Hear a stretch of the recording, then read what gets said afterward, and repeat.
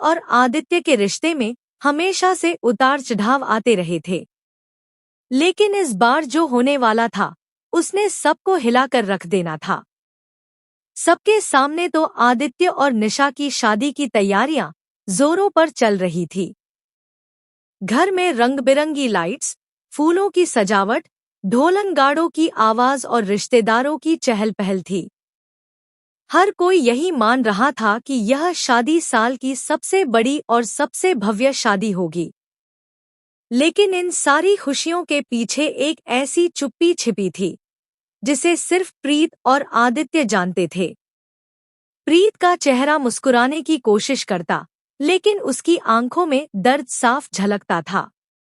वह सब कुछ सह रही थी क्योंकि वह जानती थी कि आदित्य का दिल कहीं और है, उसके पास।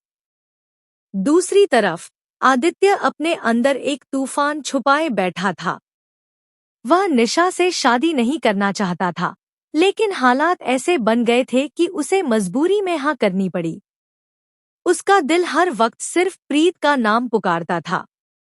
नीति और निशा ने मिलकर ऐसी चाल चली थी कि आदित्य और प्रीत को अलग कर दें।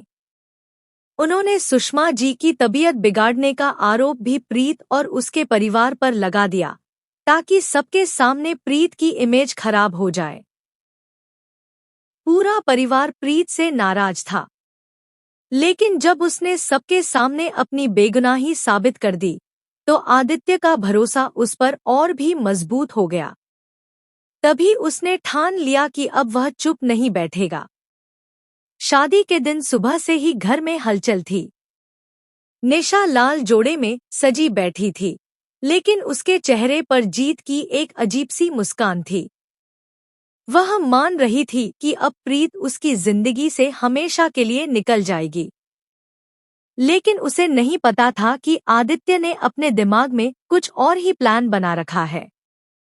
शाम को बारात सज-धज कर निकली। बैंड बाजे की धुनों पर सब झूम रहे थे, लेकिन आदित्य का मन वहां नहीं था। वह किसी मौके की तलाश में था। जैसे ही मौका मिला, उसने अपने भरोसेमंद दोस्तों की मदद से निशा को कमरे से बाहर बुलवाया और वहां से गायब कर दिया। यह सब इतना जल्दी हुआ कि किसी को भनक तक नहीं लगी। दूसरी तरफ प्रीत अपने कमरे में अकेली बैठी थी।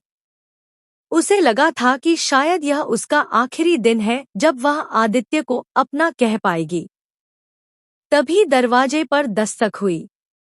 उसने दरवाजा खोला तो सामने आदित्य खड़ा था, जिसकी आंखों में दृढ़ता और होठों पर हल्की सी मुस्कान थी। उसने बिना कुछ कहे प्रीत का हाथ पकड़ा और कहा, आज मैं तुम्हें वह हक देने आया हूँ जो हमेशा से तुम्हारा था। अगले ही पल आदित्य ने सबके सामने घोषणा कर दी कि वह निशा से नहीं, बल्कि प्रीत से शादी करेगा। सब हैरान रह गए। लोग आपस में फुसफुसाने लगे।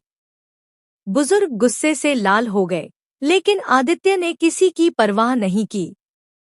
उसने पंडित जी को बुलाया, 7 फेरे लिए, प्रीत की मांग में सिंदूर भरा और गले में मंगलसूत्र पहनाया। पंडित के मंत्रों के बीच उनकी शादी पूरी हो गई। इसी बीच कहीं दूर एक कमरे में बंधी हुई निशा छटपटा रही थी।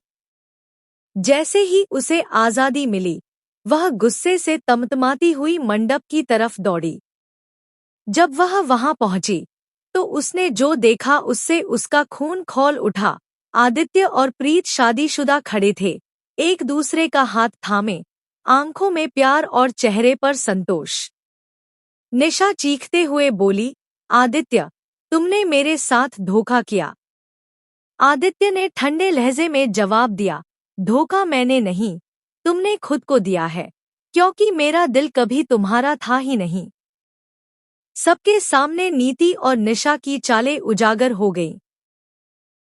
आदित्य ने सबूत पेश किए कि कैसे उन्होंने सुषमा जी की तबीयत बिगाड़ी और इल्जाम प्रीत पर